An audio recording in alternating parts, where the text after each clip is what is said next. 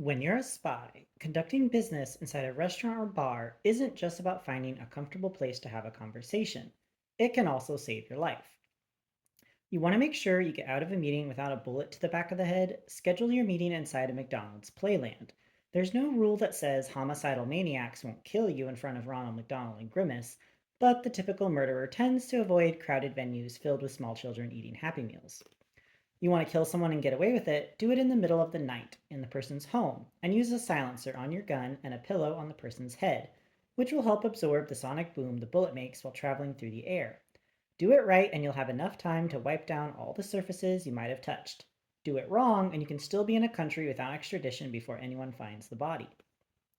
In general, however, the best way to avoid getting killed or finding yourself in the position to kill someone is to live your life cleanly, pay your taxes, go on sensible vacations, and then retire with a nest egg that will let you peter out in the fashion you've grown accustomed.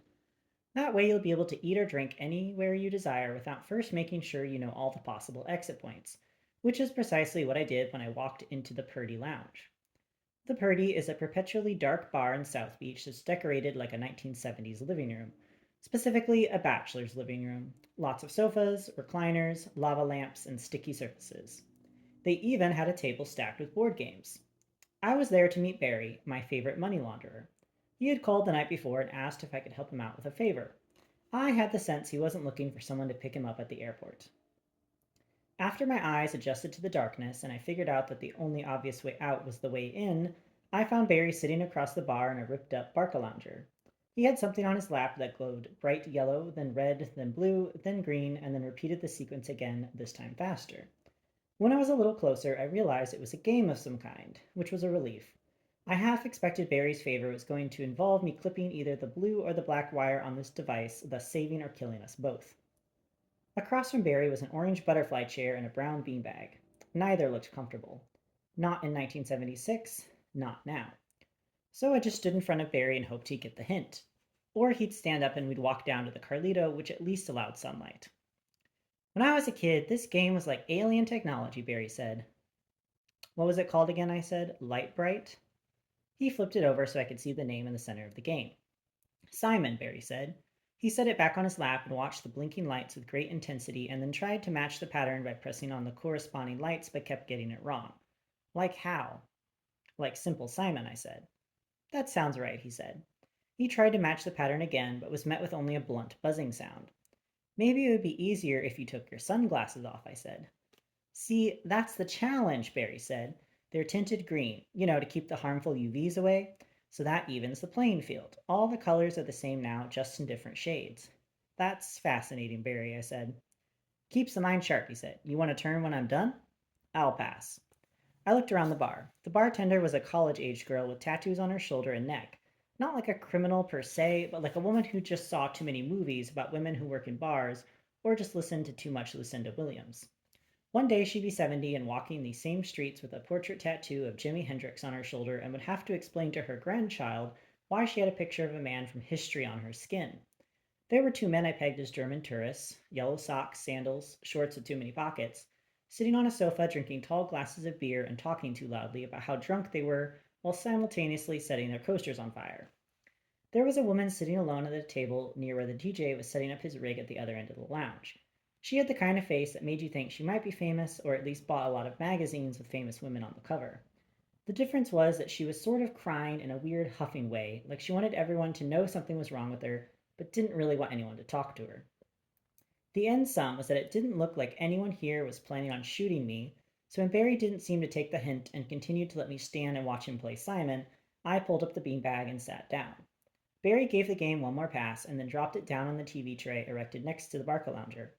I made a mental note to never allow my mother into the Purdy lest she decide to turn her house into a hipster dive. You want a drink? Barry asked. He seemed uncomfortable, which didn't exactly make me excited. I like my felons to be comfortable. Maybe it was just that no one looks exactly in the moment sitting in a recliner. I try not to drink before 1982, I said. Barry waved the bartender over, which caused the girl with the tats to exhale audibly, throw down the white towel she was using to absently wipe down the counter, and make the long, maybe 10 feet total, walk over to us in more time than I thought was humanly possible. Barry shook his glass. Another cranberry and vodka for me, he said, and whatever our man Flint wants. I'm fine, I said to the girl. She stared at me for a long time without saying anything and then said, "You a cop?" Like I'd stumbled into an SLA meeting and now I was in big trouble. Maybe later I'd break up a clandestine conclave of the weathermen, too. No, I said, a spy. I decided not to give her the complete rundown of how I went from being a top covert operative to being a man on the run in the space of a phone call one fine afternoon in Nigeria. Besides, the words burned spy don't just roll off the tongue. I've seen you before, she said. Another club I worked in, maybe. No, I said, you're thinking of someone else. People think I look like other people all the time. You look like a cop, she said. I'm sitting in a beanbag chair, I said. How can I look like anything in a beanbag chair? Cops make people nervous, she said, so don't stay long. People have a good time here. Too many cops is bad for business. People don't like to drink around 5:0. 5:0. It always amazed me how people co opted slang from music, which in this case had co opted a phrase from television. In all of Miami, there were never two people having an original thought at the same time. If I were you, I said, I'd be more concerned about those guys over there in the yellow socks. I think they're KGB. The girl walked away, though this time she made it back to the bar in an appropriate amount of time. I had to get out of Miami. When someone you don't know recognizes you, that's a bad sign. Problem was, since receiving my burn notice, I had been confined to Miami, which would be well and good if now other people weren't coming to visit me here too. People with guns, people who wanted me dead, people who were pleased that I had been burned and no longer had any government, or quasi shadow government, watching my back. All I had for sure anymore were my friends Sam Axe and Fiona Glennan. Sam is a former Navy SEAL who now helps me out on the few odd jobs I take to make ends meet, and Fiona is my ex girlfriend. Or, well, she used to be my ex girlfriend. Now she's complicated. She also used to rob banks for the IRA and periodically deals guns just for shoe money.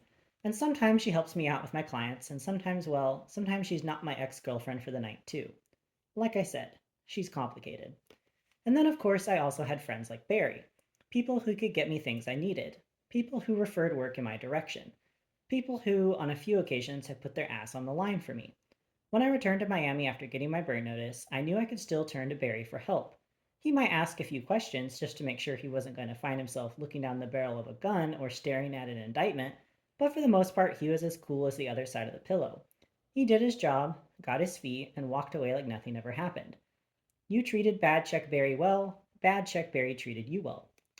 The bartender filled Barry's drink and brought it back, this time not bothering to say anything to me at first, but still staring at me with a confused look on her face. I realize where I know you from, she said. American Idol? You have a brother? Depends, I said. He owe you money? My younger brother Nate has a habit of owing people money, particularly people in bars. Yeah, she said. He walked out of here without paying his tab one night last week. The moron left his wallet on the bar. He had a picture of you in it. I only remember because I thought you were cute and wondered how such a fuck up could have such a cute brother. One of those weird things you think about on a dead night, you know? If you want, it might still be in the lost and found. Keep it, I said. The girl shrugged. Suit yourself, she said. Barry watched her walk away. I've been coming here for 10 years. No one says a word to me. You're here 10 minutes. You're already cute. 10 minutes was already too long. You wanted to talk to me about something, Barry? Barry took a sip of his drink. I don't normally drink cranberry juice, he said, but I'm trying to cleanse my system. Start taking a little bit better care of myself, you know? Investing in me. Vodka integral to that plan? That's just to mask the taste of the cranberry, he said. One part question. How do you feel generally about criminals? Generally, I don't care for them, Barry. Specifically, I like you. I have feelings for Fiona. Why? I have a friend, he said. He used to work in transactions. Transactions? Banking. Barry took another sip of his drink and this time grimaced. My mom, she used to drink cranberry juice all the time. Can't figure out why. Plumbing, I said. Barry thought about that for a moment. You know what you never see kids drinking anymore? He asked. I don't spend a lot of time around children, Barry. Ovaltine. That's a tremendous insight. Another one? Delaware Punch. Sanka too. No one drinks Sanka. My mom practically lived on Sanka. Sanka and cranberry juice. You think it's related? I think I want you to stop avoiding whatever it is you wanted to ask me about your friend the banker, I said. He isn't exactly a banker, Barry said. Stunned, I said. He actually robbed banks. With a gun or with hundreds of bad mortgages? Funny thing, Barry said, he was known for not using a gun. Just charmed people into giving him their money? He actually robbed safe deposit boxes, Barry said. That was his thing, or it was until he got caught. I'm not busting your friend out of prison, Barry. He's out. Did a full bit at Glades, got out after 12 years for good behavior. You know they got cable in prison now? I've never been to prison, I said. But you know such places exist. I checked my watch. This was now 15 minutes I'd never get back.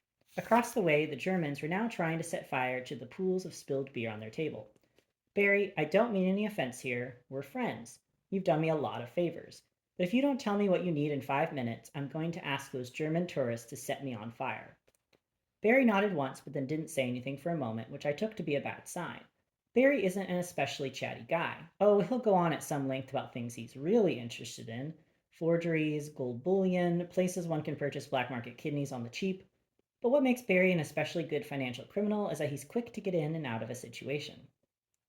Hypothetically, Barry said, say you found yourself stuck in a place with no way of really earning a living. Hypothetically. And you had a mother that was driving you crazy, but you loved her and didn't want her to suffer, so when she got sick and you couldn't afford her bills, you did the one thing you've been trained to do just to keep up with your mom's prescriptions and medical appointments. Have you been watching me, Barry? Even Charles Manson had a mom, Barry said. Besides, this is all hypothetical. Your mother is sick, lots of bills. You have a skill set that allows you to pay those bills off with a minimum of exertion. Hypothetically, don't you do that? I mean, for your mom. Thinking of all the things I'd done for my mother, Madeline, was like sticking pins in my eyes. I nearly died cleaning out the calcified remains of tater tots beneath the seat of her car just a few weeks previous. Hypothetically, what did this friend of yours end up doing? He might have robbed a stash house out in the Everglades. Either he did or he didn't. I thought we were still pretending this person didn't really exist. I pointed at my watch. 2 minutes, I said. Then he did. And how is this now my problem? Barry exhaled. See, here's the thing, Michael. I like to think that you and me, we have a nice working relationship, right? You scratch my back, I scratch your back, and in the end we both feel good, right? Just two guys who like to scratch each other, metaphorically speaking. Tick, tick, tick, I said. Now, a homeless person, a person with no real friends, whoever scratches a homeless person's back, you have an itch, you have to rub yourself against a wall or something, right? You following me? Not in the least, Barry, but please continue. I have to know where this ends up. My friend, we'll call him Bruce, he's been on his own for a long time and now he needs someone to scratch his back. But maybe I don't have long enough arms, or maybe I just don't know how he likes to be scratched. Barry, I said, speak English. He wants to give what he stole back. Really. Most everything. Most everything. Two words that might equal the entire sum of human knowledge, but probably included drugs and guns. Maybe it just meant baseball cards and Three Dog Night 8 tracks, but probably not. And this is from his warm core of altruism. There might be some extenuating circumstances, but that's the rub on the deal. I thought maybe you could help him out. Stand behind him, look menacing, maybe send Fiona to lay a little ground fire, whatever it takes. This Bruce, I said, he have a last name? Grossman. I wrote his name down on a napkin.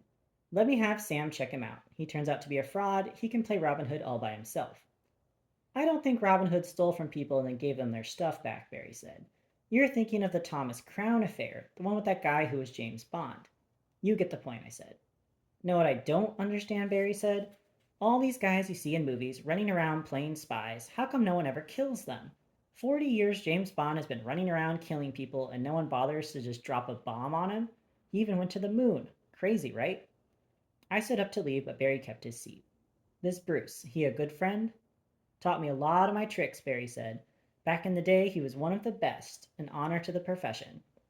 His mom really sick, or is that just a story you told to get me interested? I would have used a missing or dying kid. I don't know how you feel about old ladies, but I know you got a soft spot for sick kids. How do you know that? Everyone knows that. Got a kid with cancer and you owe 50 large to the mafia, Michael Weston can help you. I thought about that.